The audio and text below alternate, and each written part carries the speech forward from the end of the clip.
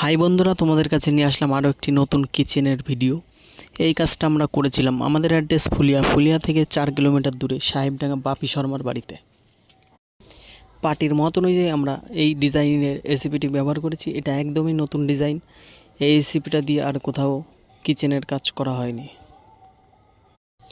এই কিচেনের কাজটি তোমাদের কেমন লাগছে অবশ্যই কমেন্টে জানাবেন। আর যদি তোমরাও তোমাদের বাড়িতে এই রকম অ্যালুমিনিয়ামের আর এসডিপির কিচেন বানাতে চাও তাহলে আমাদের নাম্বারে যোগাযোগ করতে পারো। আমাদের নাম্বারটি স্ক্রিনে দেওয়া থাকছে।